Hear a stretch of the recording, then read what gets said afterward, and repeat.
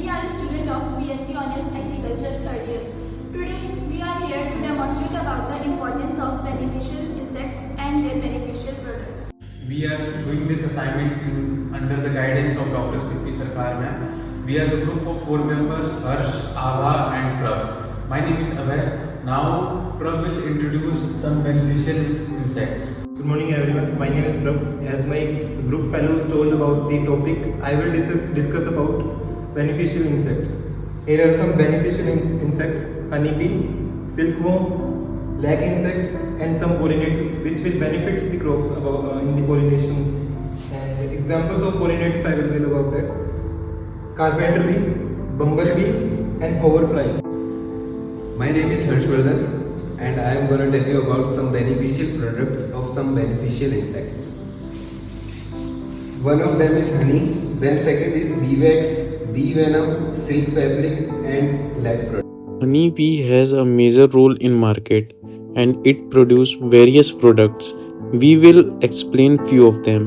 The first one is honey. Flowers nectar is a solution of sugar and other minor constituents that bee collects and concentrate into honey. It used as a food, medicine, cash crop for both domestic and export market. The second one is bee wax.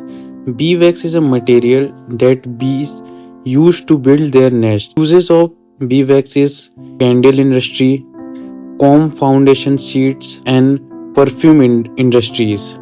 Third one is bee venom. Sting of worker bees is attached to a poison sac where venom is stored. First one is subcutaneous injection for treating arthritis. Bee venom therapy help alleviate joint pain and stiffness by adjusting the pain pathways and receptors. Second one is ointment made by mixing epitoxin, Vaseline and salicylic acid in the ratio of 1:10:1 can be applied on fungal affected areas. Third one is it helps to decrease the cholesterol level and lower the blood pressure. As previously we talked about honeybee and honeybee products, now we will talk about silkworm products. Some of them are like silk fiber, silkworm pupa. So we will now talk about silk fibers. The primary product of silkworm is silk, a natural protein fiber spun by the larva to form their cocoons. There are some types of silk: mulberry silk, tosa silk, airy silk, muga silk. And the application of silks are like textiles in medical and fishing fibers, parachutes, cartridge bags, etc. Another product of silkworm is silkworm pupa. The silkworm pupa can be used to produce pupa oil, food and animal feed, pharmaceuticals. Byproducts of silkworm can be used, some of them like excreta, litter, waste silk. Excreta can be used in pharmaceutical industries. Extract like chlorophyll, phytol, keratin and pectin. Waste silk can be used to make spun yarns. Matka, cotton, feshua are the example of yarns of waste silk. Male silkworm moths can be used in the preparation of wine and for medicinal purposes.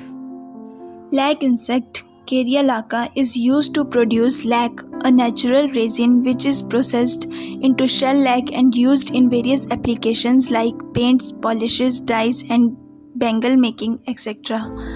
Lac cultivation is done by putting brood lac on suitably prepared specific host plants. Brood lac contains females which are about to lay eggs to give birth to young larvae. After emergence from mother cells, the young larvae settle on fresh twigs of host plants, suck the plant sap and grow to form encrustations. When nymphs have escaped from the brood lac, what is left is the stick lac or funky lac. The stick lac must be kept in the shade for drying. The raw lac should be scraped, known as scraped lac.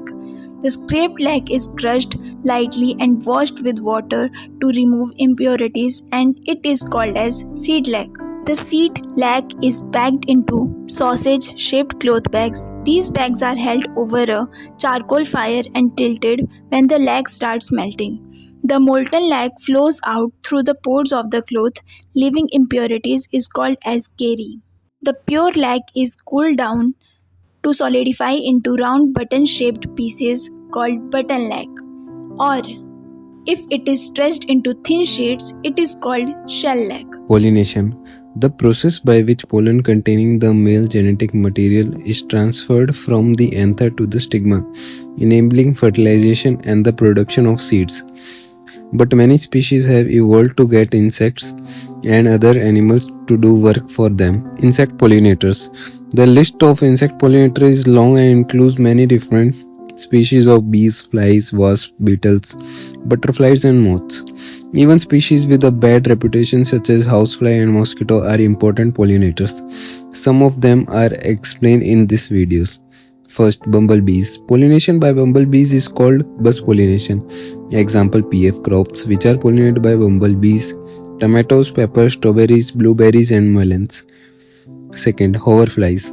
Hoverflies are prolific pollinators. A great example of sweet descent in nature is by orchids. Third, solitary bees. The pollen grains stick to a pollen brush or scopa, which can be on the legs or under the abdomen. Fourth, wasps. Some wasps have special relationship with wild fig plants. The fig plant needs to be pollinated by fig wasps. In turn, these wasps have evolved lives inside the figs and feed exclusively on them.